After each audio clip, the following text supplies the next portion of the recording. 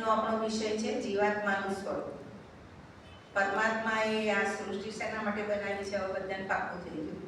આનંદમાંથી આનંદ વળે અને આનંદ માટે આ પરમાત્માએ આ સૃષ્ટિનું સર્જન કર્યું છે. એના ભાગરૂપે પંચમહાભૂત દ્વારા આપણે કેવી રીતે આનંદ પ્રાપ્ત કરીએ છીએ એ ગયા સેશનમાં આપણે સમજી લીધું. હવે આપણું સ્વરૂપ એ સ્થૂળ સ્વરૂપ પંચમહાભૂતનું. આજે આપણે પંચમહાભૂતનું સૂક્ષ્મ સ્વરૂપ, જે સૂક્ષ્મ સ્વરૂપ એટલે આપણે પોતે જીવાત્મા, આ જીવાત્માનું સ્વરૂપ કેવું છે એના વિશે આજે આપણને આરતીબેન સમજાવશે. હું આરતીબેનને નિમંત્રણ આપું છું. આપ અમારા સાધક ભાઈઓ અને બહેનોને આ વિષય માટે સ્પષ્ટતા આપશો. આરતીબેન, ધન્યવાદ.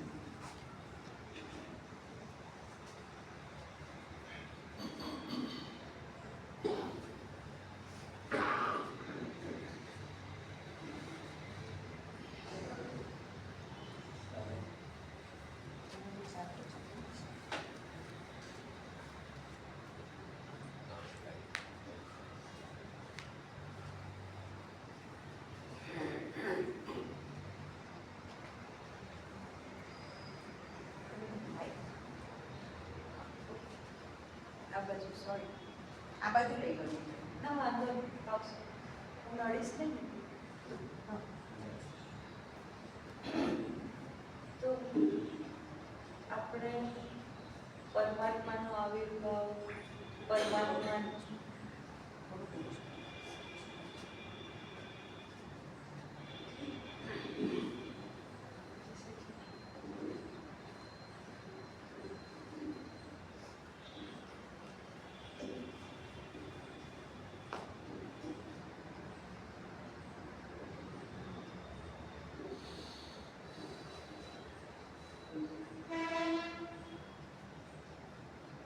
આજે આપણે હવે જીવનું સ્વરૂપ, જીવાત્માનું સ્વરૂપ સમજીએ. અત્યાર સુધી આપણે પરમાત્માનું સ્થૂળ સ્વરૂપ સુધી, પરમાત્માનું પંચમહાભૂત સ્વરૂપ સુધી સમજી લીધું. પંચમહાભૂત પરમાત્મા કેવી રીતે આવિર્ભૂત થાય તે સમજ્યા. તો સર્જન કેવી રીતે થયું? તો પરમાત્મા પહેલા એકલા હતા. એમણે ઈક્ષણ કર્યું કે હું સૃષ્ટિનું સર્જન કરું. તો પરમાત્માએ પહેલા 4 લોક ઉત્પન્ન કર્યા અને આ 4 લોક ઉત્પન્ન કર્યા પછી એમણે એવું વિચાર્યું કે લોક તો ઉત્પન્ન થઈ ગયા, હવે હું આ લોકના રક્ષણ અને સંવર્ધન માટે લોકપાલની રચના કરું. આ રીતે લોકપાલની રચના એટલે કે જીવ સૃષ્ટિની રચના થઈ. તો આમ સમજીએ તો પરમાત્માનો આવિર્ભાવ, બ્રહ્મ તત્વનો આવિર્ભાવ 2 સ્વરૂપે થયો, પરાપ્રકૃતિ અને અપરાપ્રકૃતિ. હવે જે પરાપ્રકૃતિ છે એ ચૈતન્ય છે, એ અપરિવર્તનશીલ છે. જ્યારે અપરાપ્રકૃતિ છે એટલે કે પંચમહાભૂત અને અંતઃકરણ એ બંને પરિવર્તનશીલ છે. બંને પરિવર્તનશીલ હોવાથી એ તંત્ર છે અને ચૈતન્ય અપરિવર્તન હોવાથી એ તત્વ છે. તો આપણે એમ સમજીએ કે જે પરિવર્તનશીલ છે એનું શિક્ષણ એટલે ભૌતિક ક્ષેત્ર અને અપરિવર્તનશીલ છે એનું શિક્ષણ એટલે આધ્યાત્મિક શિક્ષણ. ન તંત્ર વગર ચાલે, ન તત્વ વગર ચાલે. બંનેનું શિક્ષણ આપણે લઈએ ત્યારે આપણે એક મુકામ પર, એક લક્ષ્ય સુધી પહોંચી શકીએ. તો આ રીતે જીવ સૃષ્ટિ ઉત્પન્ન થઈ. જીવ સૃષ્ટિમાં 3 ડિવિઝન તો ના કહેવું જોઈએ એમ તો, પણ 3 ઘટક. તો એમાં પંચમહાભૂત, અંતઃકરણ અને ચૈતન્ય, આ 3 ઘટકોથી જીવસૃષ્ટિ બની છે. જેમાં પંચમહાભૂત સ્થૂળ છે, પંચમહાભૂત ક્ષર છે. ક્ષર એટલે નાશવંત એવું સમજી ના શકાય. એકચ્યુઅલી તો એક પ્રકારનો નાશ થાય તો બીજા પ્રકારમાં કન્વર્ટ થઈ ગયું હોય, અને એ રીતે પરિવર્તનશીલ છે. સ્થૂળ છે એટલે આપણે જોઈ પણ શકીએ. અંતઃકરણ સૂક્ષ્મ છે, એને આપણે જોઈ નથી શકતા, પણ એ પરિવર્તનશીલ છે, અને એ પણ ક્ષર છે. અને ચૈતન્ય સૂક્ષ્માતિ સૂક્ષ્મ છે, અનુભૂતિનો વિષય છે, અને અક્ષર છે, એનો ક્ષય થતો જ નથી, અને એ શાશ્વત છે. તો આપણે જોઈ ગયા કે જીવનું મૂળ બંધારણ તો આનંદ છે, કારણ કે પરમાત્મા જ આવિર્ભૂત થયા છે. તો પરમાત્માએ આનંદમાંથી સૃષ્ટિ સર્જી, એટલે જીવનું મૂળ સ્વરૂપ તો આનંદ છે, આત્મા છે. અને અંતઃકરણ વડે ઘેરાય અને જીવ, જે સૂક્ષ્મ જીવ છે તે બને છે. તો જીવના 3 મુખ્ય ઘટકો હમણાં જ આપણે સમજ્યું. ચૈતન્ય એટલે કે આત્મા અથવા જીવાત્મા, અંતઃકરણ જે સૂક્ષ્મ છે, અને સ્થૂળ શરીર જે આપણે જોઈ શકીએ, જેના દ્વારા આપણે આ જગતને, આ વિશ્વને માણી શકીએ. તો આપણે ત્રણેયની વ્યાખ્યા સમજીએ. તો આત્મા એટલે આ એકદમ જેને કહેવાય કે બેઝિક એની ડેફિનેશન છે કે આત્મા એ સર્વ પ્રાણીઓમાં રહેલું જે ચૈતન્ય છે, જે સર્વવ્યાપી છે, અને એ જ પ્રકાશિત છે, એ જ બધા પર પ્રકાશ પાડે છે, એ જ બધું જ પ્રકાશિત કરે છે.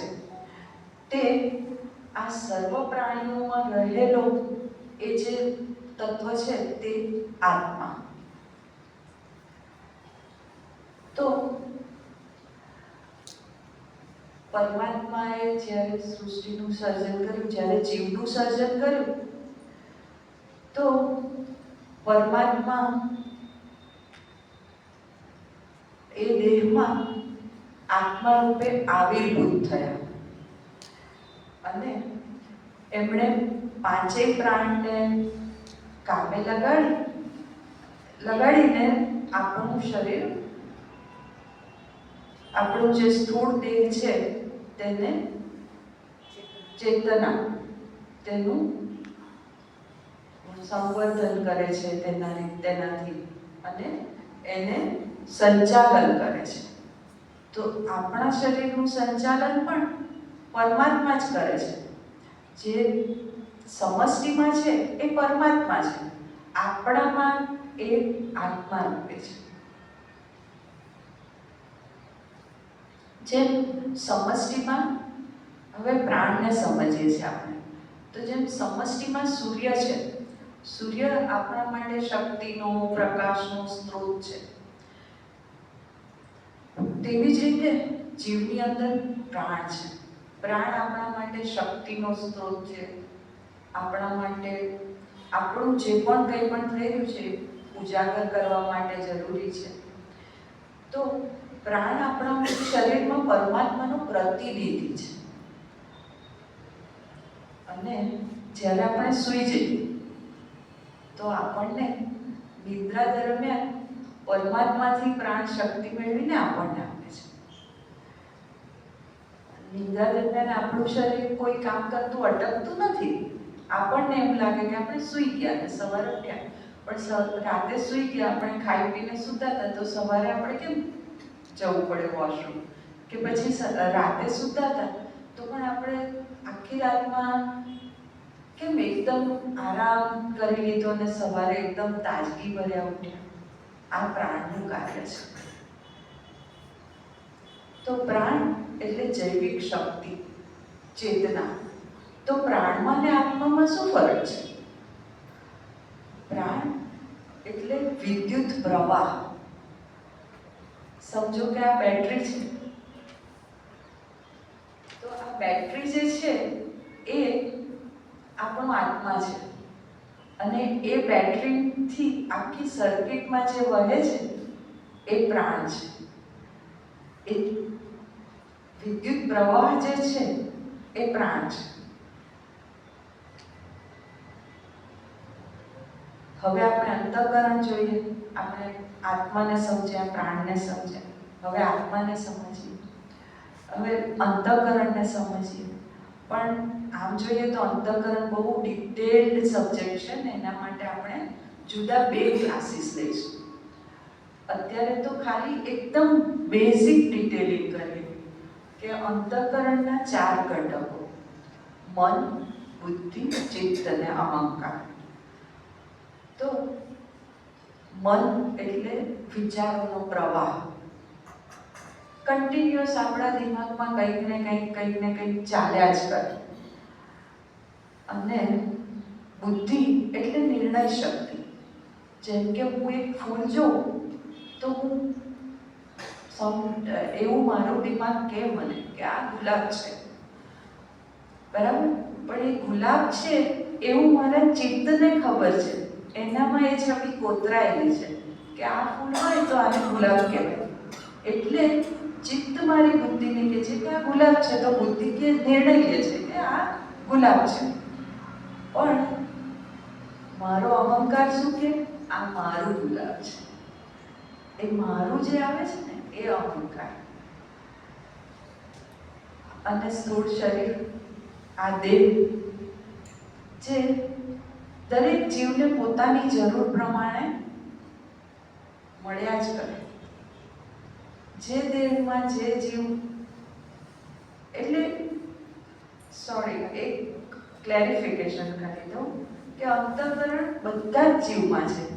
એવું નથી કે ખાલી મનુષ્યમાં જ છે. બધા દરેક જીવમાં અંતઃકરણ તો છે જ, પણ એ અંતઃકરણના અમુક ઘટકો અમુક જીવોમાં કાર્યરત છે તો અમુક તિરોહિત છે. બધા જીવમાં બધા જ ઘટકો કાર્યરત નથી. તો હવે સ્થૂળ શરીરમાં આપણો દેહ, આપણો એટલે કે કોઈ પણ જીવનો જે દેહ છે તે, તો જે પ્રમાણે જીવની જરૂરત હોય તેને એ પ્રમાણે ત્યારે દેહ મળે. હવે આપણે જોઈએ પંચકોશ.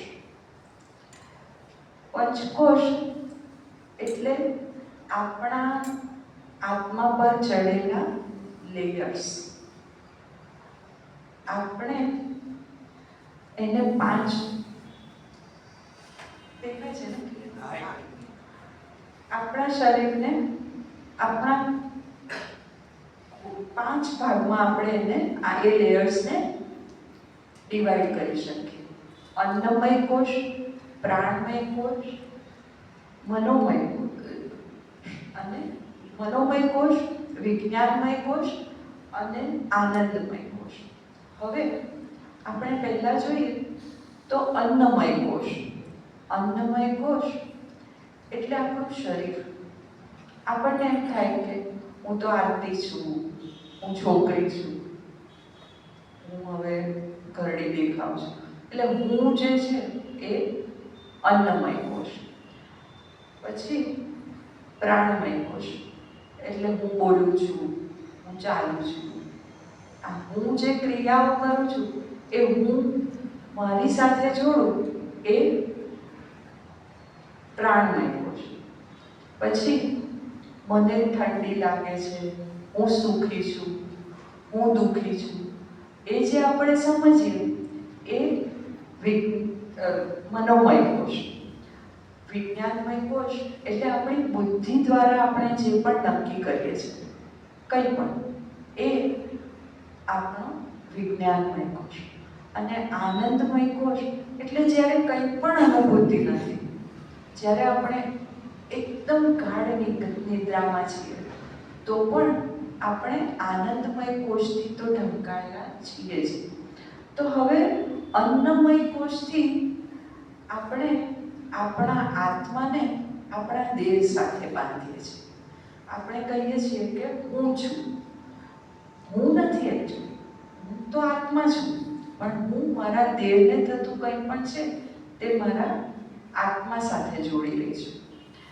પછી પ્રાણમય કોષ. તો પ્રાણમય કોષથી જે પણ ક્રિયાઓ મારું શરીર કરે છે એ ક્રિયાઓ સાથે હું મારા આત્માને હું કરું છું, મારો આત્મા કરાવે છે ને હું કરું છું. મારો દેહ કંઈ કરતો નથી, એ સમજવું પડશે. પછી મનોમય કોષ. તો મનોમય કોષ એટલે મને થાય છે, મારા બધા ફિલિંગ્સ, મારા અંતઃકરણમાં મને જે પણ કંઈ થાય છે એ બધું હું મારા આત્મા સાથે જોડી રહી છું. જ્યારે આપણે આ સમજતા જઈશું કે હું મારો દેહ નથી, જે પણ ક્રિયાઓ થાય છે હું નથી, જે પણ મને ફિલિંગ્સ છે એ હું નથી, ત્યારે ધીરે ધીરે ધીરે આપણા આત્મા ઉપરના લેયર્સ, એકચ્યુઅલી આત્મા થોડી કંઈ છુપાયેલો છે, આત્મા તો સર્વવ્યાપી છે, પણ આનાથી આપણે આત્માને સમજી નથી શકી રહ્યા. તો ત્યારે આપણે આત્માને સમજી શકીશું. એવી રીતે વિજ્ઞાનમય કોષ, મારી બુદ્ધિ આ નિર્ણય કર્યો તો એ મારી બુદ્ધિએ કર્યો, મારા આત્મા પ્રમાણે આ નિર્ણય થવો જોઈતો હતો.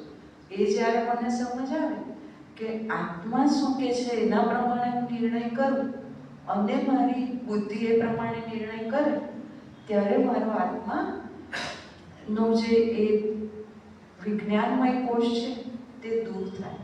છતાંય જે આનંદમય કોષ, હું ગાઢ નિદ્રામાં પણ મારા આત્માની તો એકદમ નજીક છું, છતાંય હું આત્મા નથી બની છું. એક લેયર તો કદાચ થોડું ઘણું રહી જ જાય છે. તો આ 5 કોષ વડે મારો આત્મા ઢંકાયેલો છે. અને જેમ જેમ જેમ હું કોશિશથી આ બધા લેયર્સ દૂર કરતી જાઉં તેમ તેમ તેમ મારું અંતઃકરણ એટલું શુદ્ધ થાય, એટલું પ્યોર થાય કે મને ખબર પડે કે હું આત્મા છું. તો આપણે જીવ જોયું, હવે આપણે જીવનું ભ્રમણ જોયું. એટલે કે જીવ દરેક જન્મમાં આ સ્થૂળ દેહ ધારણ કરે છે, ધીરે ધીરે મોટો થાય અને શરીર મોટું થતું જાય, અને જ્યારે મૃત્યુ થાય ત્યારે આ દેહ છોડી અને અંતઃકરણ, પ્રાણ અને આત્મતત્વ એટલે કે સૂક્ષ્મ શરીર સાથે એ આ દેહ છોડી દે અને નવા દેહમાં ફરી જીવાત્મા તરીકે પ્રવેશી જાય. આમાં આત્મા તો શાશ્વત છે, ખાલી અંતઃકરણ અને સ્થૂળ શરીર આ બંને નાશવંત હોવાથી સતત બદલાયા કરે, સતત પરિવર્તન થાય. એવું કહેવાય કે માણસનું શરીર 4 દિવસમાં આખું નવું થઈ જાય ને એટલા સેલ્સ એના બોડીમાં ઉત્પન્ન થાય છે અને એટલા જૂના સેલ્સ નીકળી જાય છે. સાયન્ટિફિકલી પ્રૂવન છે. તો આપણું દેહ તો કન્ટિન્યુઅસલી પરિવર્તન થયા કરે છે. જ્યારે આપણો દેહ આટલો બધો ઝડપથી બદલાતો હોય અને આપણું અંતઃકરણ એક દિવસમાં 60,000 વિચારો કરે, આપણું અંતઃકરણ આટલું ઝડપથી બદલાય છે.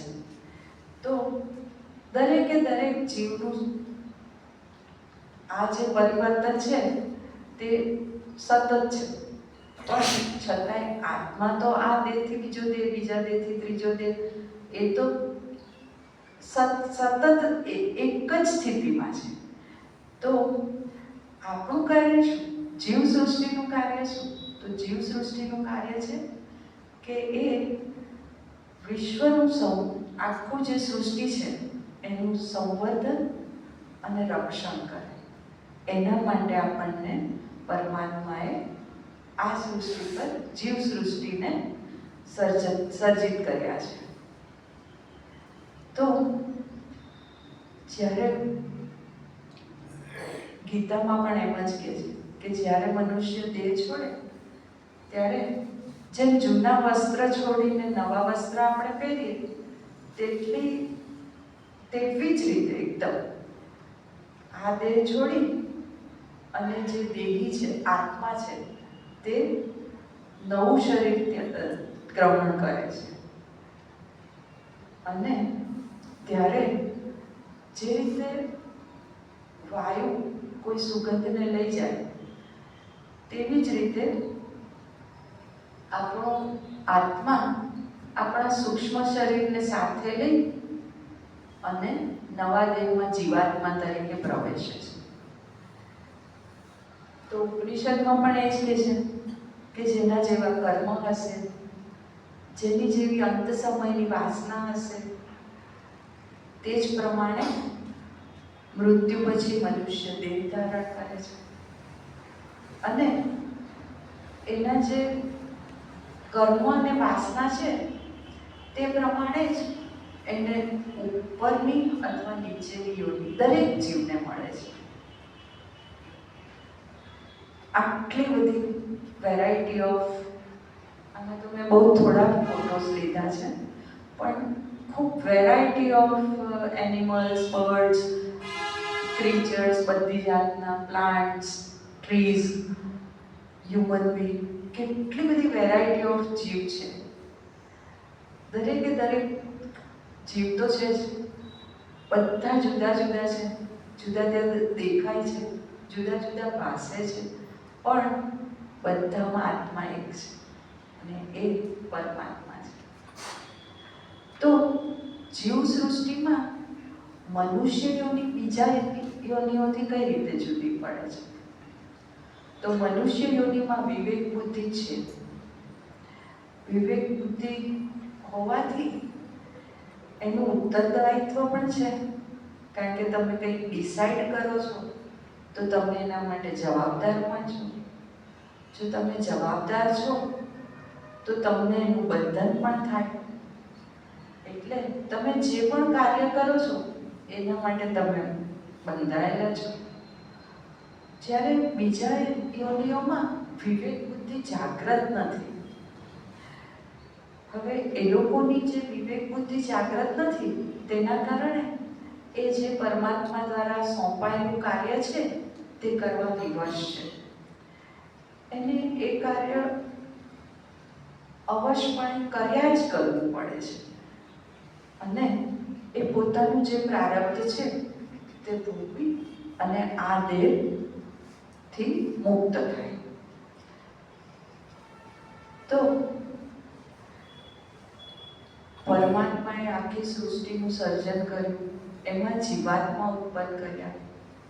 જીવાત્મા ઉત્પન્ન કર્યા તો જીવ એમને તો ચાલશે ને, જીવને ખોરાક જોઈશે.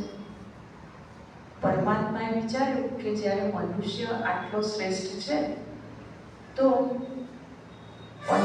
પંચમહાભૂતથી એમણે જીવાત્મા માટે જ્યારે ખોરાક ઉત્પન્ન કર્યો તો એમાંથી જે સર્વશ્રેષ્ઠ પાર્ટ છે તે મનુષ્યના ખોરાક માટે છે. પછી જે મનુષ્યને ખાવા યોગ્ય નથી એ પશુના આહાર છે. અને જે મનુષ્ય અને પશુ બંને ખાય છે, એનાથી શક્તિ મેળવે છે, એ શક્તિ મેળવીને પ્રભુ કાર્ય કરે છે. એ કાર્ય થયા પછી એના શરીરમાંથી જે વિષ્ટા નીકળે એ અળસિયાનો ખોરાક છે. અળસિયા એમાંથી ખાતર બનાવે છે અને એ ખાતર પાછું જે છોડ બને છે એ છોડ માટે જરૂરી છે, એનો આહાર થઈ છે. આ પ્રમાણે એમણે ખોરાકનું આખું સર્કલ બનાવ્યું. જેમ કે આપણે ઘઉં લઈએ તો ઘઉંનો છોડ ઉગે તો ઘઉંના છોડના દાણા છે, એ દાણા જે સર્વશ્રેષ્ઠ વસ્તુ છે તે મનુષ્ય ખાય. એ જ પ્રમાણે જે એના દાંડા અને એનું ઘાસ છે તે બધું, એની પરાળ, તે બધું પશુ ખાય. અને એ પશુએ અને મનુષ્ય બંને જે વિષ્ટા કરી તેમાંથી અળસિયા ખાતર બનાવે અને એ ખાતર પાછું ઘઉંના જ છોડ માટે ખાતર બને. આ પ્રમાણે આ સર્કલ ચાલ્યા કરે. તો શરીરમાં આ પ્રમાણે આપણા શરીરમાં, હવે આપણે મનુષ્યની વાત કરીએ. મનુષ્યમાં આ પ્રમાણે હાયરાર્કી છે. શરીરમાં ઇન્દ્રિયો છે, પણ ઇન્દ્રિયો કરતાં મન શ્રેષ્ઠ છે. મન જે કહે તે ઇન્દ્રિયોને કરવું પડે.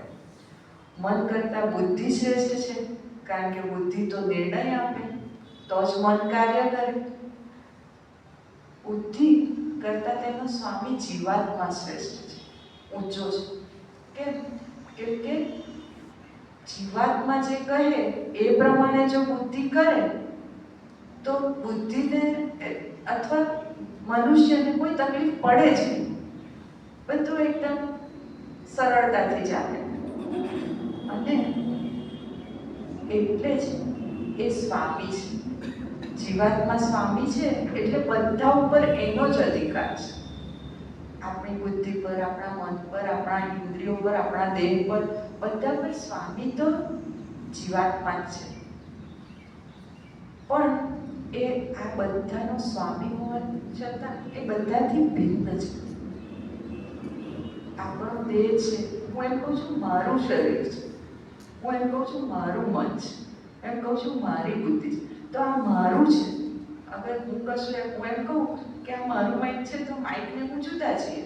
એ પ્રમાણે દરેક જગ્યાએ શરીર કરતાં આત્મા જુદો છે, મન કરતાં આત્મા જુદો છે, બુદ્ધિ કરતાં આત્મા જુદો છે. તે પ્રમાણે આત્મા સર્વથા ભિન્ન છે. અને જીવાત્મા કરતાં પણ એનું અવ્યક્ત શરીર. જીવાત્મા તો આપણા દેહમાં વ્યક્ત થયું. અવ્યક્ત શરીર એટલે કે પરમાત્મા, એ પરમ શક્તિ મહત્તમ છે, સર્વશ્રેષ્ઠ. જેમ કે આપણે આમ સમજીએ તો આ જે ઘોડા છે તે ઘોડા આપણી ઇન્દ્રિયો છે, જે લગામ છે તે મન છે, જે સારથી છે તે બુદ્ધિ છે, અને જે રથ છે એ આપણું શરીર છે. પણ એમાં બેઠેલો જે આખા રથનો માલિક એ જીવાત્મા છે. અને એના દ્વારા જ આખું સંચાલન થઈ રહ્યું છે. તો પરમાત્માએ આનંદમાંથી આવિર્ભૂત થઈ અને આનંદ વડે, આનંદ માટે આ સૃષ્ટિનું સર્જન કર્યું. સૃષ્ટિનું સર્જન થયા પછી એમણે એના સંચાલન માટે લોકપાલની રચના કરી, એટલે કે જીવસૃષ્ટિ. એ જીવસૃષ્ટિમાં મનુષ્ય તરીકે આપણે સર્વશ્રેષ્ઠ એમનું ક્રિએશન. તો હવે ભગવાને જેમ ખોરાકનું સર્કલ બનાવ્યું, આખું સાયકલ બનાવ્યું, એવી રીતે બીજા પણ બધા ઘણા ચક્રો બનાવ્યા, ઋતુઓનું ચક્ર બનાવ્યું. કેમ બનાવ્યું? બધું બનાવ્યું શેના માટે? તો કે માણસ આનંદમાં રહે. તે પ્રમાણે આખી જીવસૃષ્ટિ બધા જ આનંદમાં રહે તેના માટે એમણે 3 અવસ્થાઓ પણ કરી.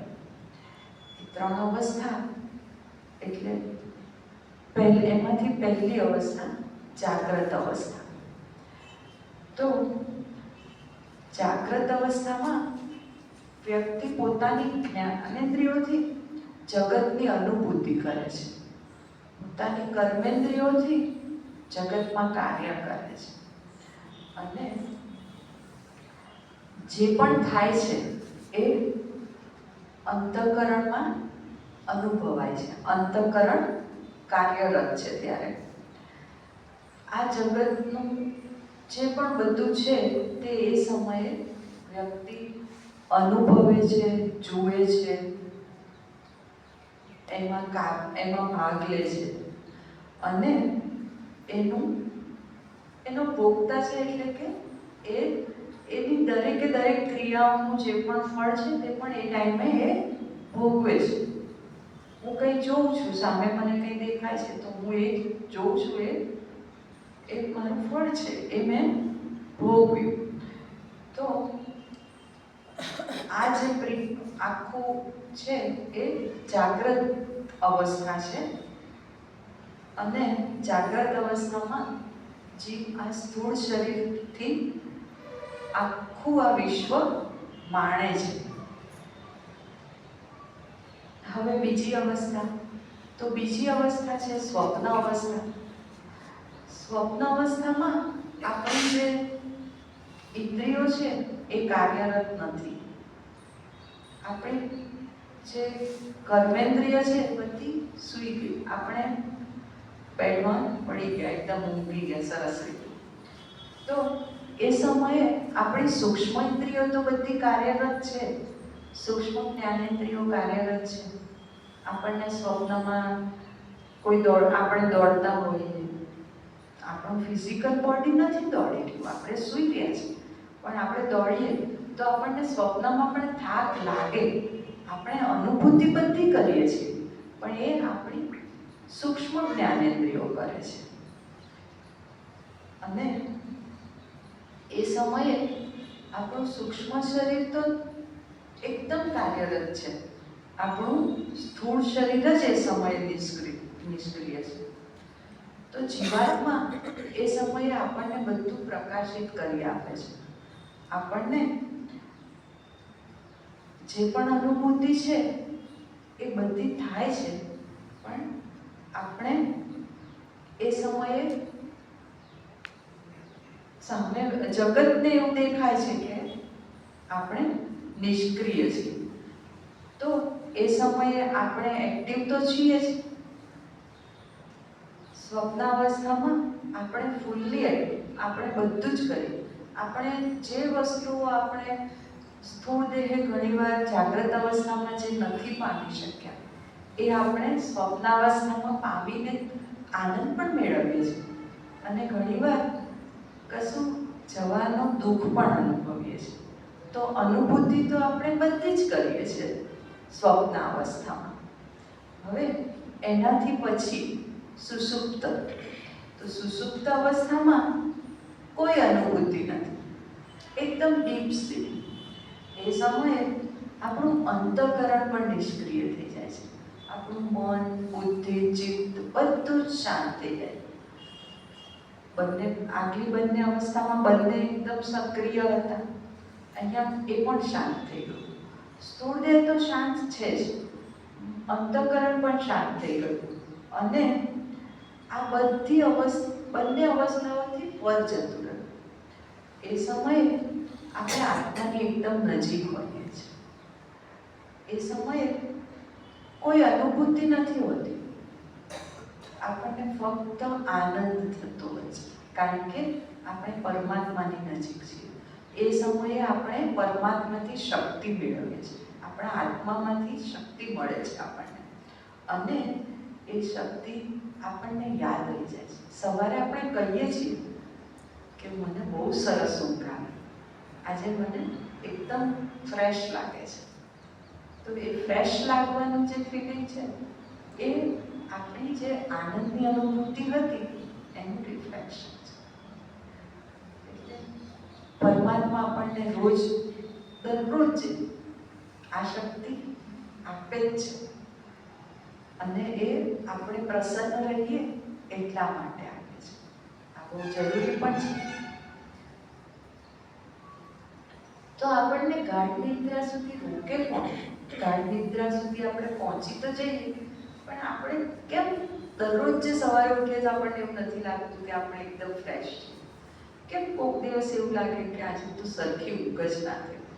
એ જે ગાઢ નિદ્રા ના થઈ એના કારણે આપણને એ ફિલિંગ આવે કે આજે મારી સરખી ઊંઘ ના થઈ. કારણ કે આપણે એ દિવસે પરમાત્માને ના મળ્યા, આપણને પરમાત્માથી શક્તિ ના મળી. તો એના માટે આપણી વાસનાઓ, આપણી કામનાઓ, આપણી ઈચ્છાઓ કેટલું બધું આપણે મનમાં લઈને ફરતા હોઈએ કે ઘણીવાર તો નિદ્રા સુધી જ ના પહોંચે. ગાઢ નિદ્રા તો બહુ દૂરની વાત છે. ઘણીવાર તો રાતોની રાત તો વ્યક્તિ જાગ્યા કરે કે મને આ પ્રોબ્લેમ છે, પેલો પ્રોબ્લેમ. તો એના કારણે એને સરખી ઊંઘ જ ના આવે. તો એના માટે જ ગીતાજીમાં આપણને નિષ્કામ કર્મ કીધું છે કે તમે નિષ્કામ થઈ જશો તો તમે પરમાત્માની એટલા નજીક જઈ શકશો. તો જીવ સૃષ્ટિ માટે મનુષ્ય સૌથી શ્રેષ્ઠ છે. એટલે પરમાત્માએ એને વિવેક બુદ્ધિ અને કર્મની સ્વતંત્રતા આપી.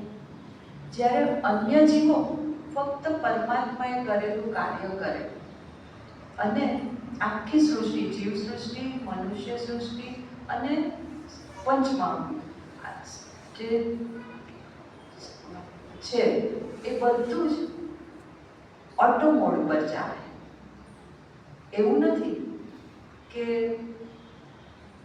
આમાં ક્યાંય બ્રેક્સ, બધું સતત ચાલ્યા જ કરે અને ઓટો મોડ પર ચાલે. તો જ્યારે બધું જ ઓટો મોડ પર ચાલતું હોય તો પછી આપણું કાર્ય શું? તો પરમાત્માએ આપણને વિવેક બુદ્ધિ આપી છે, આપણને કર્મની સ્વતંત્રતા આપી છે. તો આપણે આપણો વિવેકનો ઉપયોગ કરી અને જો પરમાત્માની વ્યવસ્થામાં સહભાગી થઈએ તો આપણી ઉર્ધ્વગતિ થાય. અને જો આપણે ફક્ત આપણો જ વિચાર કરીએ, આપણે પરમાત્માની વ્યવસ્થા એટલે કે આખી જીવ સૃષ્ટિનું જે સંચાલન પરમાત્મા જેવી રીતે કરવા માંગે છે તે પ્રમાણે ના કરી આપણે એમાં મદદરૂપ ના થઈએ તો આપણા માટે અધોગતિ સિવાય કોઈ રસ્તો બચતો નથી. હવે આપણે જોઈએ કે તો પરમાત્મા શું કરે છે? હવે પરમાત્મા તો બધું જ કરે છે. તો પરમાત્મા જે આનંદ સ્વરૂપ છે તેમણે પોતે આનંદ રૂપે આનંદ વિસ્તારીને આ સૃષ્ટિનું સર્જન કર્યું છે. એટલે કે દરેક વસ્તુ જે પણ છે એ બધું આનંદ માટે જ છે. તો એમણે પોતે આવિર્ભૂત થઈ અને આ જીવને ચૈતન્ય આપ્યું. જીવને ચૈતન્ય આપ્યું પછી એમણે પંચમહાભૂતથી સ્થૂળ શરીર આપ્યું. દરેક જન્મમાં એક દેહ છોડીને બીજો દેહ પરમાત્મા આપે છે. આપણને જરૂરી દરેક રિસોર્સિસ, કોઈ રિસોર્સ એવું નહીં કે જે પરમાત્મા દ્વારા નથી મળતું. અન્ન, જળ, વાયુ બધું જ 100% ગિવન બાય પરમાત્મા. કશું જ એવું નહીં કે આપણે આપણી જાતે કંઈ કરેલું છે. બધું જ પરમાત્મા આપે છે. આપણે એનો યુઝ કરીએ છીએ. આપણે એનો યુઝ કરીને આપણે પરમાત્માની જે વ્યવસ્થા છે એમાં શું કામ કરીએ છીએ એ અગત્યનું છે. તો પરમાત્માની આ ભૂમિકા છે કે આપણને સર્જન પણ એમણે કર્યું, આપણું સંવર્ધન પણ એ જ કરે છે. છતાં કહીએ છીએ શું આપણે કે પરમાત્માએ સૃષ્ટિ રચી અને એના સંવર્ધન ને સંચાલન માટે લોકપાલ છે આપણે. ખરેખર પરમાત્મા જ આપણને બધું જ આપે છે અને બધું જ સંચાલન કરે છે. તો જીવની શું ભૂમિકા? જ્યારે જીવ બન્યો તો જીવ આત્મા જ છે, પણ એ અંતઃકરણ મને ઢંકાઈને જીવાત્મા બન્યો. તો જ્યારે અંતઃકરણથી, શરીરથી, બધાથી જોડાઈને રહેશે તો એ પરમાત્માથી એટલું દૂર થઈ જશે. જ્યારે સમજપૂર્વક એ પોતાનું કાર્ય અંતઃકરણ ને મન, બુદ્ધિ એ બધાથી દૂર રહીને કરશે તો એ એટલો પરમાત્માથી નજીક રહેશે. તો આ આપણે સમજવાની વાત છે કે આપણે જો ભૌતિકતા સાથે જોડાયેલા રહીશું, ભૌતિક કાર્યમાં જ રહીશું તો આપણે પરમાત્માથી એટલા દૂર છીએ. અને જો આપણે આપણા દેહથી, આપણા મનથી, આપણા બુદ્ધિથી જેટલા ધીરે ધીરે ધીરે દૂર ખસતા જઈશું એટલા આપણે પરમાત્માથી નજીક છીએ. તો આપણે એના માટે શું કરવું? તો રાગ દ્વેષ છોડવા પડે. આ મારું છે, આ તારું છે, આ હું જ કરીશ, આ તું જ કર, એ છોડવું પડે. પછી દુશ્મની છોડવી પડે, વેરઝેર છોડવું પડે, અંતર્મુખી બનવું પડે. આપણે જે પણ કરીએ છીએ એ ખરેખર શેના માટે કરીએ છીએ એ સમજીને કાર્ય કરવું પડે. પછી એના માટે જ્ઞાન હોવું જોઈએ. કર્મયોગ કરવો પડે. કર્મયોગ એટલે કંઈ અલગ પ્રકારે કરવાનું કર્મ નથી. કર્મયોગ એટલે જે કર્મ કરીએ છીએ તે કર્મ પૂરી એકદમ નિષ્ઠાથી અને પ્રભુ પ્રીત્યર્થે કરીએ. કરવું તો બધું જ પડે. એઝ અ હ્યુમન બીંગ તમે ફેમિલી મેન છો તો તમને દરેકે દરેક કાર્ય કરવા તો પડે જ છે, પણ એ દરેકે દરેક કાર્ય તમે પ્રભુ પ્રીત્યર્થે, તમે પૂરી નિષ્ઠાથી કરો અને સમર્પણ ભાવ કેળવો. જેટલો તમારો સમર્પણ ભાવ વધતો જશે એમ તમે તમારા દેહથી, તમારા મનથી વિરક્ત થતા, છોડી નથી દેતા, ખાલી તમે ડિટેચ થતા જાઓ છો. અને અંતઃકરણ એ પ્રમાણે શુદ્ધ થતું જશે અને શુદ્ધ થઈને આપણે પરમાત્માનો પ્રકાશ આપણે આપણામાં અનુભવી શકીશું. તો જીવ સૃષ્ટિની રચના હવે આપણે સમજી ગયા કે જીવ સૃષ્ટિની રચના પરમાત્માએ અંતઃકરણ દ્વારા કરી અને દરેક જન્મમાં આ દેહ છોડી અને નવો દેહ ધારણ કરે જીવાત્મા એ પરમાત્માની વ્યવસ્થા છે. આપણે તો આત્મા સ્વરૂપ છીએ, આપણે ચૈતન્ય છીએ અને આપણે આપણા અંતઃકરણને કારણે, આપણા સૂક્ષ્મ શરીરને કારણે આપણને એવું ભાસે છે કે હું પરમાત્માથી જુદો છું. હું છું, પરમાત્મા પરમાત્મા છે, હું પરમાત્મા જ છું. પણ આ સમજ કેળવવા માટે આપણે સતત પ્રયત્નશીલ રહેવું પડે. અને જ્યારે આપણું જે અંતઃકરણ છે તે એકદમ પારદર્શક થઈ જાય ત્યારે મોક્ષ મળે. મોક્ષ મળે એટલે આનંદ પ્રાપ્ત અને સતત આનંદમાં રહી શકીએ આપણે. અને એ શક્તિ આપણને પરમાત્મા દ્વારા જ મળે છે, કારણ કે ખરેખર તો બધું જ પરમાત્મા જ આપે છે.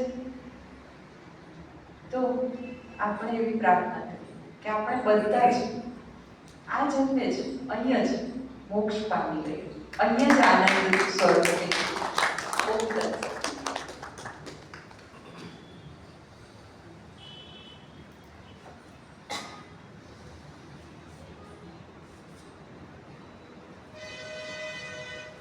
ખૂબ સરસ આરતીબેન આપે જીવનું સ્વરૂપ સમજાવ્યું છે. મને અત્યારે એક વાત એવી યાદ આવે છે કે આપણે લેડીઝ ને જેન્ટ્સ બધા બધી વસ્તુઓ વાપરીએ, બરાબર? આપણે કોમ્પ્યુટર વાપરીએ, વોશિંગ મશીન વાપરીએ, ફ્રીજ વાપરીએ, પંખા વાપરીએ, તો એ બધાનું મેન્યુઅલ આવે. પણ મેન્યુઅલ ના જોઈએ ને આપણે ચાલુ કરી દઈએ, પછી કોઈને આપણને એવું કહે કે હા પંખો જે છે ને એ તો ઠંડક આપે, આમ પવન આપે છે, પણ એમાં જો તમે બરફ નાખો તો એ પંખામાંથી ઠંડી ઠંડી હવાઈ આવે એવું કે. ત્યારે આપણને એવું થાય કે એ ક્યાં આગળ બરફ નાખવાનું હોય. તો પછી કંઈક ભાઈ તમે એનું મેન્યુઅલ જ્યારે આપણે જોઈએ ને ત્યારે આપણને ખબર પડે કે નીચે એક બોક્સ હોય છે એમાં, અને એમાં જો તમે બરફ નાખો ને તો ઠંડી ઠંડી હવા આવે. એટલે મેન્યુઅલ જોવું પડે. એમ આજે એમણે આખું જીવન પર મેન્યુઅલ આપણને આપી દીધું. આપણે આટલા વર્ષો જીવીએ જ છીએ, પણ આપણને ખબર નથી કે આ પરમાત્માએ આ સૃષ્ટિ પર આનંદમાંથી ને આનંદ મળીને આનંદ માટે બનાવી છે, તો આપણને આનંદ મળતો કેમ નથી? તો આપણા મેન્યુઅલ જ નથી જોતા કે આપણું જે શરીરની રચના થઈ છે એનું મેન્યુઅલ શું છે, એમાં શું છે. પેલો જેમ બોક્સ છે ને એમ આપણી અંદર પણ આવા બોક્સ પરમાત્માએ આપ્યા છે. આ અંતઃકરણ એ મેન્યુઅલને આજે આપણે જોવાનો પ્રયત્ન કર્યો કે આ શરીરને આપણે તો બહારથી શરીરને જ જોયા કરીએ છીએ, પણ શરીરની અંદરની રચનાઓ કેવી છે એની આજે આપણે શરૂઆત કરી.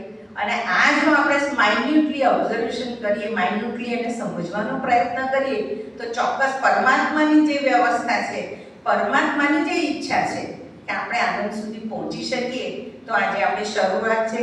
આવતી વખતે એના જે પંખો કે ફ્રીજ કે એનું જે પાર્ટનો આપણે અભ્યાસ કરીએ ને, એમ આખા શરીરના જે પાર્ટ છે અંતઃકરણ, એ અંતઃકરણના પાછા 4 ઘટકોના 2 ઘટક મન અને ચિત્ત, એ આપણે આવતી વખત સમજવાના છીએ.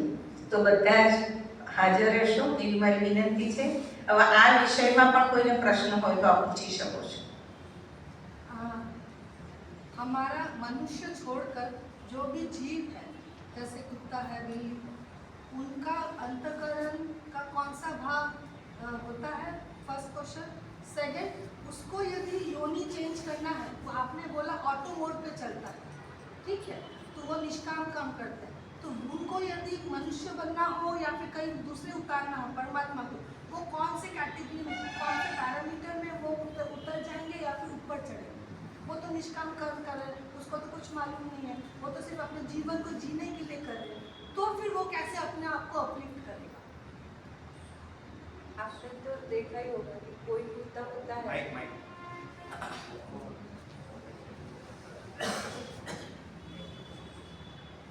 आपने तो देखा ही होगा कि कोई कुत्ता है जो रास्ते पे भटक रहा है, लोग उसको पत्थर मार के भगा रहे हैं, और कोई कुत्ता होता है जो एकदम लग्जरियस कार में, उसके लिए 2 उसके पास आदमी हैं जो उसकी संभाल कर रहे हैं.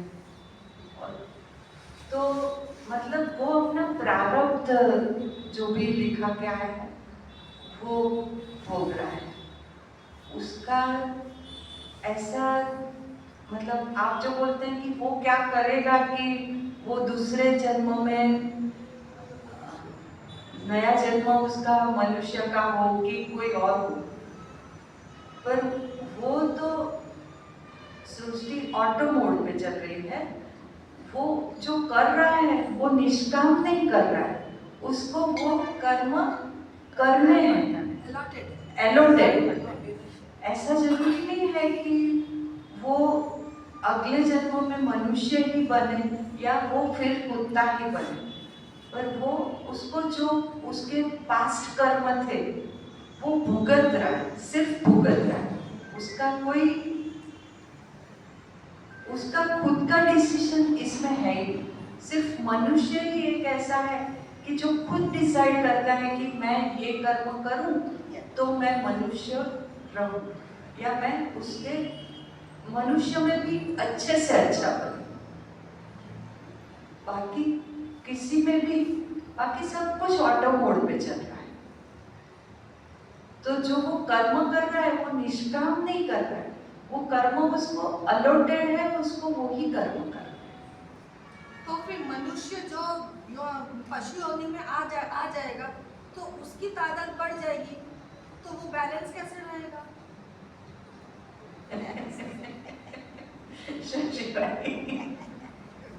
बहुत सरस.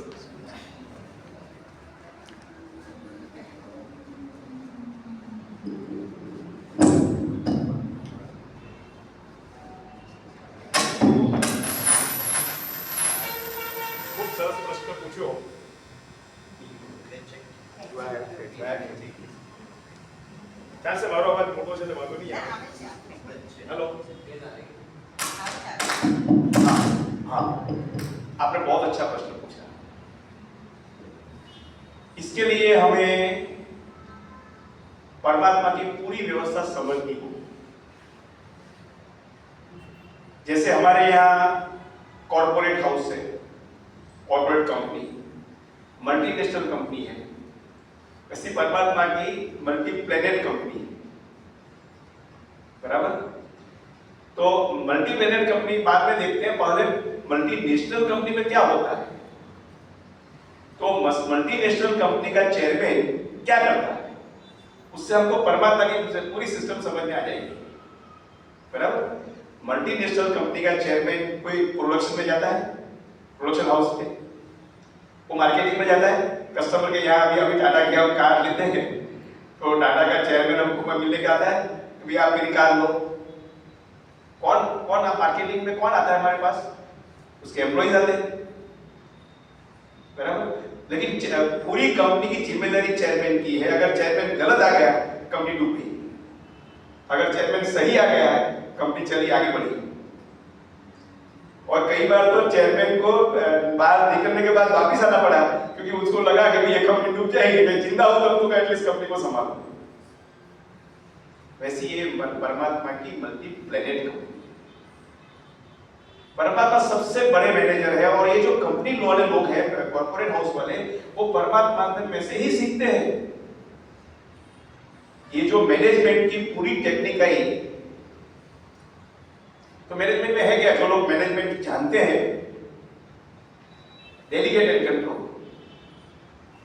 मैनेजमेंट में ऐसा पढ़ाया जाता है कि जो काम और आपके एम्प्लॉय कर सकते हैं वो काम आप मत करो, उसको उसके पास से काम लो और कंट्रोल करो. पूरी कंपनी का कंट्रोल आपके पास होना चाहिए. तो ये सीखा परमात्मा में से. परमात्मा ने ये सृष्टि की रचना की तो बोला, पहले लोक की रचना की, पहले पंचमहाभूत बनाए, फिर लोक के संवर्धन के लिए, मेंटेनेंस के लिए, सस्टेनेंस के लिए लोकपाल बनाए. लोकपाल में जीव सृष्टि, और जीव सृष्टि में एक ही योनि ऐसी बनाई, मनुष्य योनि, जिसमें विवेक. बराबर? अभी ये अभी साइंस आगे नहीं बढ़ा है, लेकिन आइंस्टाइन ने लिखा है और बोले भी है लेक्चर में कि अब हमें जो रिसर्च करना है वो आध्यात्मिक क्षेत्र में करना है. कि ये अध्यात्म के हिसाब से ये सृष्टि कैसे चल रही है. तो अध्यात्म का मेन शब्द क्या है? आनंद. आत्मा होगा आनंद. तो आइंस्टाइन लिखा कि आनंद पे रिसर्च करो, आनंद तत्व क्या है वो होगा. यहां पर बात ये है, आपने जो प्रश्न पूछा उसके आंसर में अभी, तो परमात्मा ने ये जो पूरी जीव सृष्टि बनाई है उसके लिए कोई न कोई कार्य निर्धारित है. जीव सृष्टि में हर प्राणी, हर जीव, हर पशु पक्षी, हर बैक्टीरिया के लिए कुछ न कुछ कार्य निर्धारित है जो उन्हें करना है. बराबर? जो आरती मैंने बताया कि वो अपना प्रारब्ध भोगते हैं. अभी उसको मनुष्य मेन जो है वो मनुष्य योनि है. तो मनुष्य योनि में जीव जैसे परफॉर्म करता है, बराबर, उसी के हिसाब से उसको योनि मिलती है. और अगर मान लो दो बात हुई, मनुष्य योनि में मेरा मृत्यु होती है, मेरी बात करूं मैं, मेरी मृत्यु होती है, तो मेरे लिए दो ऑप्शन है, या तो मैं अन्य योनि में जाऊं या मनुष्य योनि में जाऊं. बराबर? मैंने जैसे कर्म किए, जैसे मेरी वासना बनी, कन्वर्जन होता है. जैसे कन्वर्जन कैसे होता है कि मान लो एक आदमी अमेरिका में है, खूब डॉलर कमाया, फैक्ट्री बनाई, कार ली, बंगला बनाया, और इंडिया में आना है तो क्या करेगा? वो सब बेच देगा, डॉलर में कन्वर्ट करेगा, डॉलर में से रुपीस में, यहाँ फिर जमीन लेगा, फिर फैक्ट्री बनाएगा, फिर कार लेगा, मकान बनाएगा। वैसे जो कन्वर्जन है ना, वो वासना में है। कन्वर्जन जो होता है वो वासना से होता है। तो जैसे हमारी मृत्यु के समय हमारी जैसी वासना है और हमारे जो कर्म के फल है उसके हिसाब से हमें जन्म मिलता है। और अगर मनुष्य योनि नहीं मिली तो समझो कि ये जो बाकी का योनि का चक्कर है वो पूरा करने के बाद ही दोबारा उसको मनुष्य योनि तो मिलेगी। कितने साल लगेंगे वो मालूम नहीं है, लेकिन परमात्मा न्यायी है, उनकी व्यवस्था फुल प्रूफ है। जो लोग अन्य योनि में गए वो अन्य योनि का चक्कर पूरा काम को पूरा निपटा के, क्योंकि वो योनि को काम तो करना है। मान लो हमारे घर की बात करूं, मैं समझाऊं जरा, हमारे घर की बात करूं तो एक लिविंग रूम है और बाकी वॉशरूम है, संडास बाथरूम ये सब है। तो हमने काम तय किया कि जो पहले ये काम करोगे, फिर ये काम करोगे, फिर ये काम करोगे, ये सब काम करने के बाद आप लिविंग रूम में आके टीवी देखोगे, आराम से अच्छे से बैठोगे। वो काम नहीं करेंगे, उनको ये रूम में आने का अधिकार नहीं है। तो अन्य योनि में ये सब परमात्मा की व्यवस्था की पूरी व्यवस्था संभाल के वो जीव जब एंटाइटल बनता है तब मनुष्य योनि में आता है। मनुष्य योनि में उसको एक चांस मिलता है, वो चांस अगर उसने ले लिया तो लकी में, और नहीं लिया तो अब अन्य योनि में जाओ। अब मान लो अभी इसके लिए कॉन्स्टिट्यूशन में लिखा है कि उसके कैसे कर्म है, कर्म कैसे है, बराबर, और उसकी वासना कैसी है, उसके हिसाब से उसको अगर उसके कर्म मिडल है, कर्म दो प्रकार के, गलत कर्म है, मिडल है और हाँ, तो अगर वो लैंग्वेज में बात करें तो विकाम, सकाम, निष्काम। वो सकाम मिडल में है, विकाम नीचे है, निष्काम ऊपर है। तो अगर किसी ने सकाम कर्म किए, विकाम भी नहीं किया, निष्काम भी नहीं किया, तो ही इज एंटाइटल्ड फॉर मनुष्य योनि। उसके लिए तय हो गया कि उसको मनुष्य योनि मिलेगी, बराबर।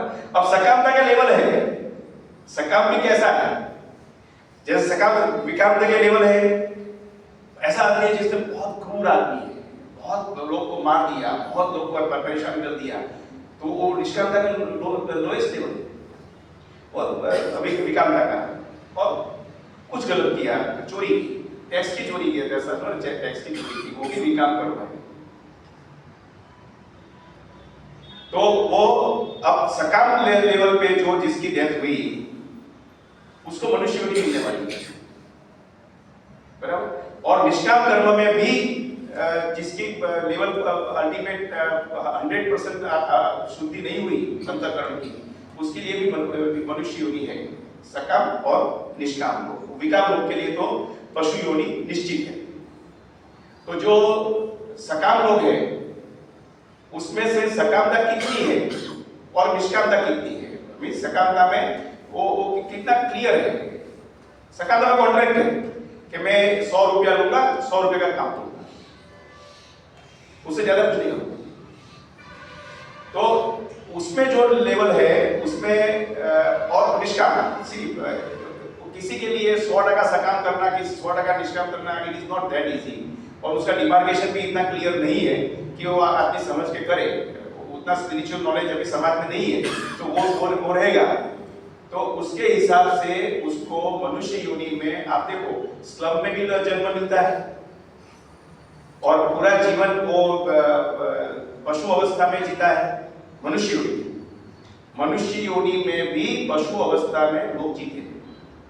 उसके ऊपर कोई अच्छे फैमिली में जहाँ उसका विवाह हो जाए, उसको मिनिमम फैसिलिटीज मिले, उसके ऊपर हायर रिसोर्सेज मिले, उसके ऊपर आध्यात्मिक बैकग्राउंड मिले, ऐसे लेयर्स हैं। तो सी वी डिसाइड, अभी मैं हूं, मैं मेरा नेक्स्ट बर्थ को डिसाइड करता हूं कि मुझे कहां जाना है। अगर मैं विकाम कर्म करूंगा, अन्य परमात्मा की व्यवस्था है, ऑटो मोड में है, इसमें परमात्मा को कुछ करने की जरूरत नहीं है। कंप्यूटर में डेटा एंट्री होती है, जब तक कंप्यूटर नहीं थे, मैं जब यंग था, छोटा था, उस वक्त कंप्यूटर नहीं थे और था भी बड़ोड़ा पे एलएमबी के पास था, तो 10 फुट बाय 10 फुट का कंप्यूटर था। अभी आप लोगों ने देखा नहीं है वैसा कंप्यूटर, 10 फुट बाय 10 फुट का कंप्यूटर था। कंप्यूटर का फर्स्ट वर्जन था वो। तो अभी तो कंप्यूटर आ गए, उस वक्त हमें it was difficult to understand कि ये कैसे हो सकता है, इतने जीव को कैसे मैनेज कर सकते हैं। लेकिन अब हमने देखा कि इतने लोग के अकाउंट मैनेज होते हैं और किसी के एक अकाउंट में दूसरे पर पैसा नहीं है। पूरे विश्व के जितने लोग हैं उनके अकाउंट मैनेज होते हैं, तो परमात्मा हमारे अकाउंट मैनेज नहीं कर पाएंगे? जो परमात्मा ने पूरी सृष्टि की रचना की, निर्माण किया है, वो परमात्मा अकाउंट मैनेज नहीं करेंगे?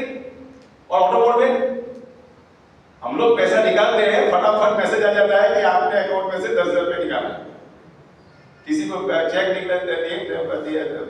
आपने जमा किया, आपने पैसा जमा किया, आपको मैसेज आता है। इसमें कोई मैनेजमेंट वाले पिक्चर में है? बैंक का कोई एम्प्लॉय पिक्चर में है? नहीं है। तो ये पूरी सिस्टम परमात्मा ने ऑटो मोड पे रखी है और एक ही योनि है मनुष्य योनि, जिसमें वो परिवर्तन कर सकता है। बाकी योनि भोग योनि है, प्रारब्ध भोगते हैं। उसने मनुष्य योनि में जो कर्म किए वो भोगते हैं। और जो लोग कुत्ते को संभालते हैं उसके हिसाब है पिछले जन्म का, वो कुत्ते से हिसाब पूरा करता है। तो ये पूरी सिस्टम है। अभी हमारे लिए क्या है कि हमारे पास जो पहले समय है उसमें हमें फाइनल करना है कि हमें क्या, कौन सा ये जन्म में कैसा जीवन चाहिए। एक बात ये जन्म में सिर्फ मृत्यु के बाद की बात छोड़ दो कि ये ऋषि की कल्पना है, सही है, गलत है, किसी और प्रूफ नहीं है। कोई मरने के बाद कहने के लिए नहीं आया कि भाई मैं गत जन्म में ऐसा किया, वैसा किया, वो ये ऐसा, किसी को पता नहीं है। तो ये हाइपोथेटिकल है, ऐसा समझो। पहले जब तक ये विज्ञान ने प्रूव नहीं किया, ये विज्ञान ने प्रूव किया कि E = mc², एनर्जी में से मास में कन्वर्जन हो सकता है। तो अद्वैत को समझने के लिए हमें डिफिकल्टी होती थी जब तक वैज्ञानिकों ने प्रूव नहीं किया कि कैसे अद्वैत है, कैसे अद्वैत है, समझ में नहीं आता। लेकिन जब विज्ञान ने प्रूव किया कि ये इट इज पॉसिबल, तब हमें हमारी श्रद्धा बढ़ी कि नहीं, yes it's okay, it's possible. एक और क्वेश्चन, शंकराचार्य जी ने बोला है तो पत्थर में भी चेतना है, हाँ, तो उसमें अंतःकरण होता है? बहुत अच्छा क्वेश्चन है। शंकराचार्य तो दूर की बात है, अरविंद घोष, महर्षि अरविंद, आप पढ़ो महर्षि अरविंद को, तो वो उनको तो उन्होंने ये प्रयास सफल नहीं हुए। लेकिन ये पंचमहाभूत में जो आत्म तत्व है उसको जागरूक करने के लिए उन्होंने पूरी जिंदगी निकाली। वो ओवर आइडियलिज्म है, ओवर आइडियलिज्म। और जैन दर्शन में तो पृथ्वी का एक जीव, आपका एक जीव, उसको जीव बोलते हैं जैन दर्शन। तो हमारा शास्त्र और जैन दर्शन में कोई डिफरेंस नहीं है। वो लोग ने पंचमहाभूत को जीव बताया, हमारे यहाँ बोला कि पंचमहाभूत में जीव तो है, ब्रह्म तत्व तो है, लेकिन सुषुप्त अवस्था में, डॉर्मेंट कंडीशन में है। तो ये हमारी थियरी है। कुछ पैदा नहीं होता है, कुछ नाश नहीं होता है, कोई जीव बदलता नहीं है, लेकिन उनके अंदर जो अवयव है वो डॉर्मेंट हो जाते हैं। आरती ने समझाया कि ये अवयव तो है लेकिन डॉर्मेंट है। जैसे हमारे अंदर बुद्धि जागृत है एकदम, बराबर, हम सब बुद्धि वाले हैं। पशु पक्षी प्राणी में नहीं है तो डॉर्मेंट है, लेकिन नहीं है ऐसा नहीं है। उनमें बुद्धि नहीं है वो गलत है, उनमें बुद्धि डॉर्मेंट कंडीशन है। तो कई जीव ऐसे जिसमें मन भी डॉर्मेंट है, इंद्रिया भी डॉर्मेंट है। इंद्रिया नहीं है, सूक्ष्म इंद्रिया तो है उसके अंदर, ये पैकेज है पूरा।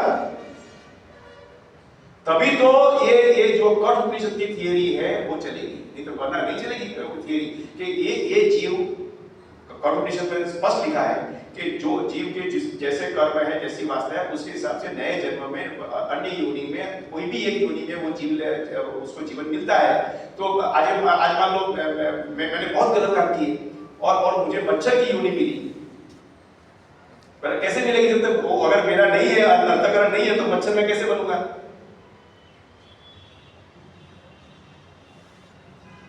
પણ એમણે જડ અને ચૈતન્ય એ બે વસ્તુ જુદી છે. જડ વસ્તુમાં આત્મા તત્વ ચૈતન્ય તત્વ નથી. તો પથ્થરની જે વાત છે એ તો જડ છે ને, જડ સૃષ્ટિ. તો એમાં પછી ચૈતન્ય ના હોય તો અંતઃકરણ જો નથી શબ્દ નથી, નોર્મલ છે. આપણે નથી શબ્દ વાપરીએ છીએ ને, એ ખોટો વાપરીએ છીએ, નોર્મલ છે. ચૈતન્ય છે. ચૈતન્ય તો છે, બ્રહ્મતત્વ તો બધું લખેલું છે, બ્રહ્મતત્વ છે.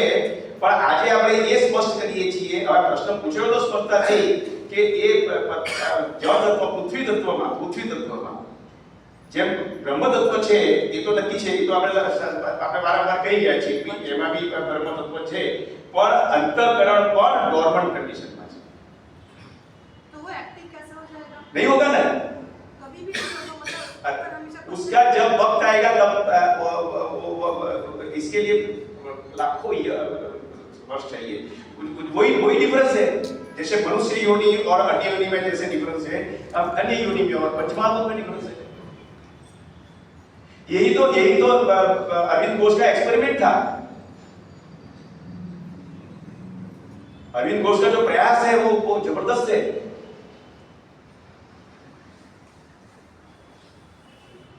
वही ढूंढ रहे थे, महर्षि रवि तो बहुत ऊंचे लेवल के जीव थे, तो वो वही ढूंढ रहे थे कि अगर पंचमहाभूत में आप बोलो कि है, तो मैं उसको चलाऊं, उसको उठाऊं. आप अरविंद को पढ़ो, बहुत अच्छा है. नेक्स्ट. हाँ, यहाँ मोस्टली अभी हिंदी भाषी भी है, तो मैं हिंदी में एक हाँ, नो प्रॉब्लम. क्वेश्चन कि पहले तो ये बताया गया कि परमात्मा ने सृष्टि रची, हाँ, चलो एक्सेप्ट भी किया. तो क्वेश्चन ये होता है कि हम बोलते हैं कि प्रारब्ध लेके आ रहे. पहला तो जन्म हुआ होगा, उस वक्त तो कोई प्रारब्ध था नहीं उस जीव का, तो उसका क्या है? Very good. सी ऐसे क्वेश्चन पूछो कि जो आंसर देने में एक बार आप ये हो जाओ. बहुत अच्छा प्रश्न है. સત્યુગ હતું ત્યાં. देखो मैं समझाऊं आपको. एक पेरीमीटर है. पेरीमीटर का शुरुआत कहां से होता है बताओ? पेरीमीटर है परिघ हिंदी में, गुजराती में परिघ નો नहीं, वर्तुळ तो एक यूनिट में वर्तुळ को એમાં ત્રિજ્યા પણ હોય, સેન્ટર પણ હોય, સરકમ पेरीमीटर उसकी बाउंड्री. हाँ, ये बाउंड्री जो है ना, उसकी शुरुआत कहाँ से है बताओ? ये जो बाउंड्री है ना, ये सर्कल है, वो सर्कल की शुरुआत कहाँ से है?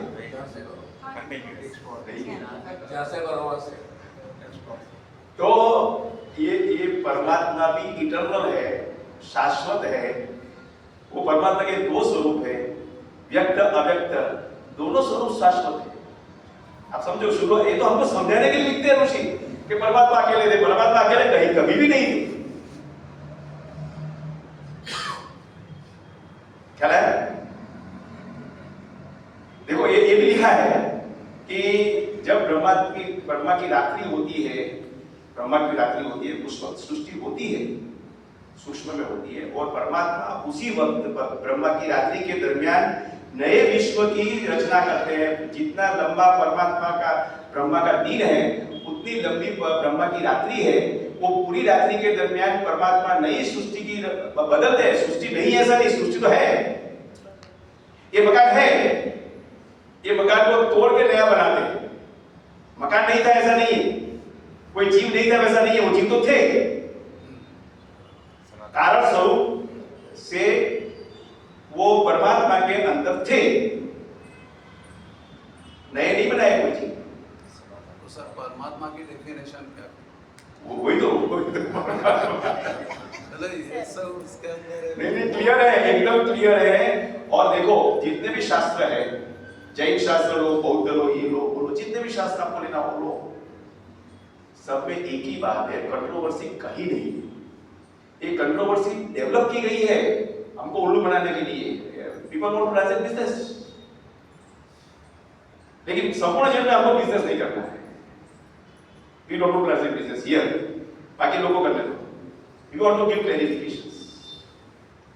तो ये सृष्टि थी, अभी है और रहेगी।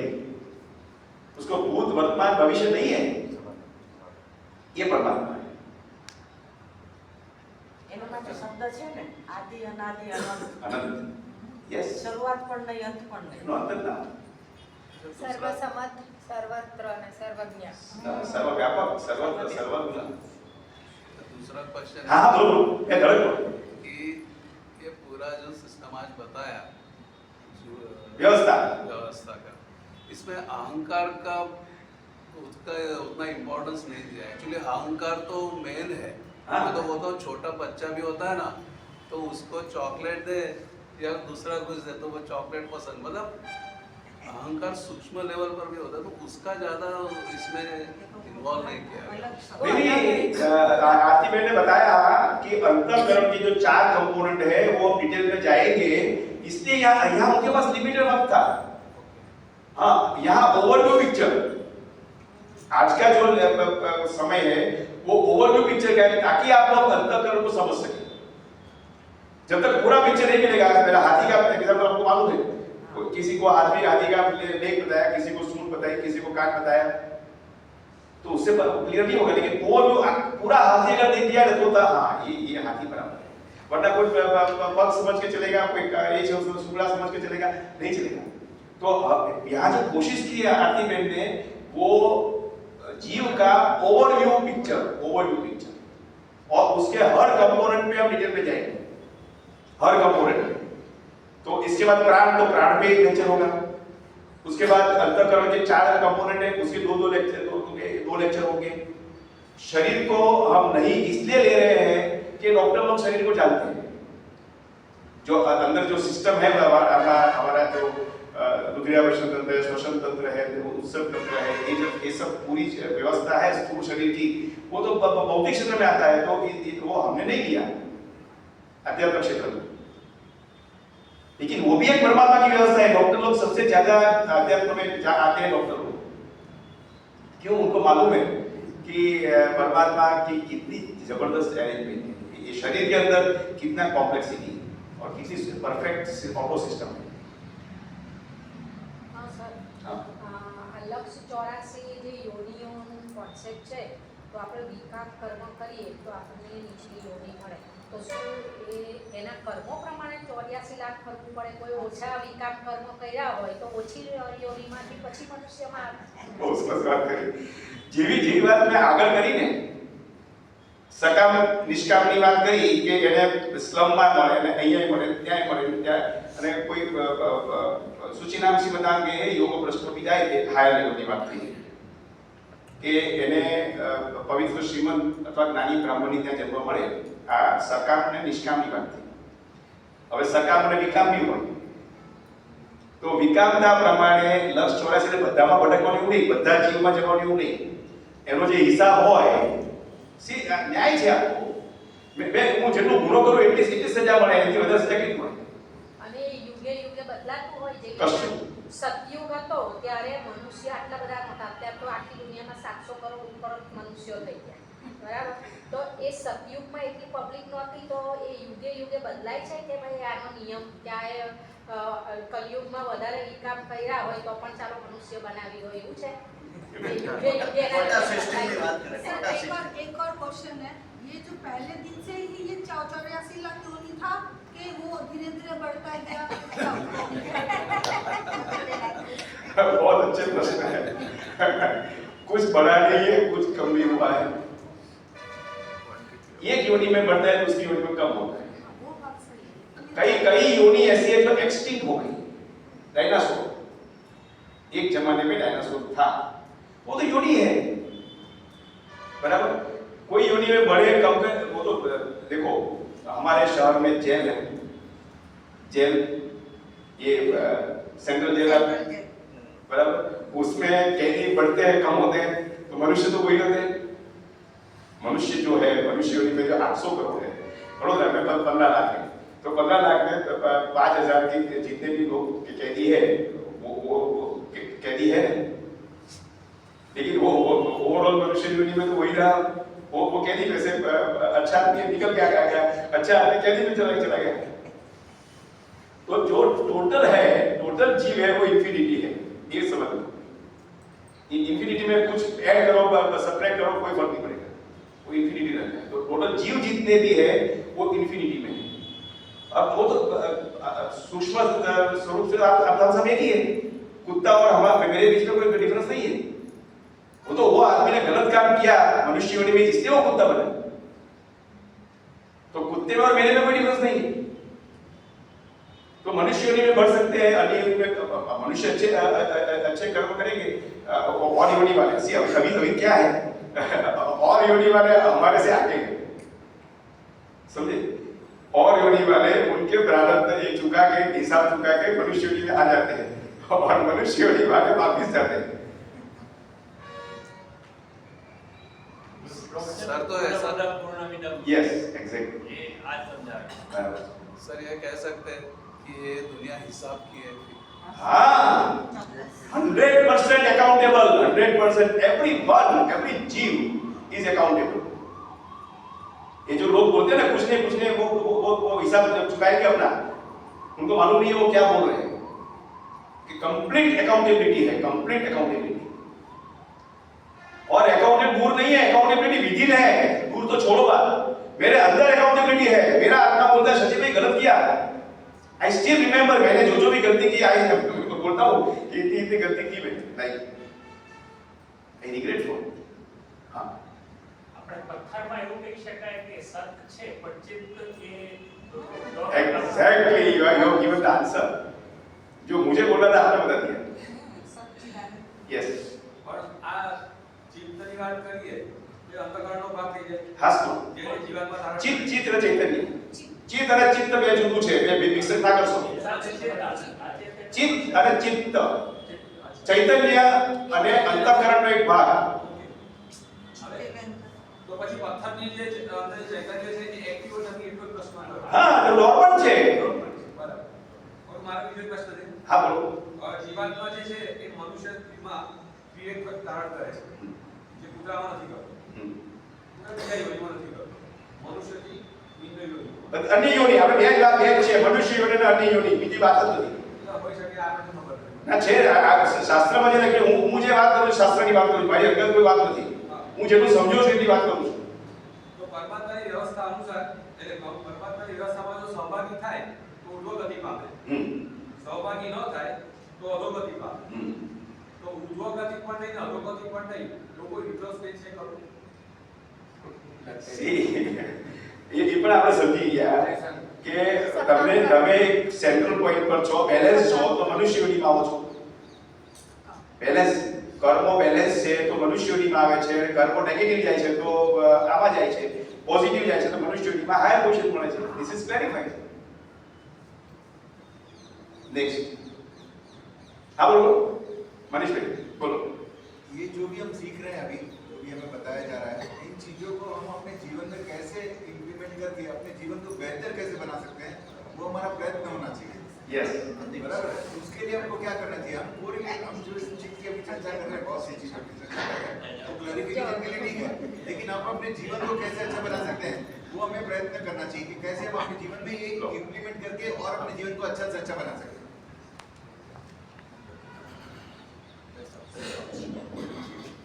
આનો સાર એવો છે, આજે આ બધી ચર્ચા થઈ એનો કે કર્મ, વિકર્મ અને નિષ્કર્મ। તો અધ્યાત્મમાં 3 શબ્દને સમજી લઈએ તો બધા જે પ્રશ્ન થાય એનું નિરાકરણ આવી જાય। કર્મ એટલે ઈશ્વર જે ઈચ્છે છે એવા કર્મ કરીએ, જેને કહેવાય ને ધર્મ થી માન્ય, ધર્મ જેને યોગ્યતા આપે છે એવા કર્મ। અકર્મ, ધર્મ જેને માન્યતા નથી આપતું એવા કર્મ એ વિકર્મ, જે ન કરવા જોઈએ। કયા કરવા જોઈએ? ઈશ્વર નિર્મિત છે, ધર્મ જેને સપોર્ટ આપે છે, એ કરવા યોગ્ય કર્મ. નહીં કરવા યોગ્ય કર્મ આપણે કરીએ છીએ એટલે યોનિના ચક્કરમાં ફરીએ છીએ. કેટલી યોનિને આ બધું ભૂલી જાવ. અને ત્રીજું છે નિષ્કામ કર્મ. નિષ્કામ કર્મ એટલે તમે એક કર્મ કરો છો પણ કોઈ જ ફળની અપેક્ષા નથી રાખતા. જેમ ઈશ્વરાને તમને કહ્યું છે કે આ જન્મ આપ્યો, આ કર્મ તમે કરો.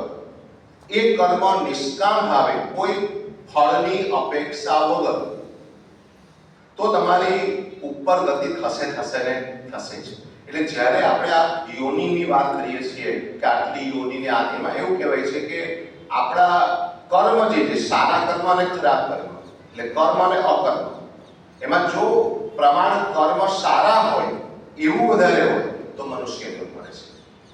કર્મ ખરાબ વધારે હોય તો નીચી યોનિ મળે છે. આ કર્મના સિદ્ધાંતો પ્રમાણે આ લોકો આપે છે. હવે આનો તાત્પર્ય આપણે માનીએ તો આપણે એવું કે છે પેલું કહેવાય ને મનુષ્ય જન્મ એ બહુ જ સારા કર્મો કર્યા હોય ત્યારે મળે છે. હવે મનુષ્ય જન્મ લોકો કહે છે બડે ભાગ માનુષ તન પાવા. બહુ આપણા ભાગ્ય એવા હોય, ભાગ્ય એટલે આપણા કર્મ, તો આપણે મનુષ્ય યોનિ મળે. બડે ભાગ માનુષ તન પાવા. પણ મનુષ્ય તન મળ્યા પછી શું? તો આજે આ ભેગા થયા છે. અને અહીંયા આપણે એક જ વસ્તુ શીખવાની છે કે આપણે સકામ કર્મ નહીં પણ કેવા કર્મ વધે? નિષ્કામ કર્મ. જે પણ કંઈ કરીએ ઈશ્વરને સમર્પિત કરી દઈએ અને ઈશ્વર જે કહે એવા જ કર્મ કરીએ. પછી 84 લાખ યોનિ હોય કે 84 કરોડ યોનિ હોય, આપણને ફરક પડતો નથી.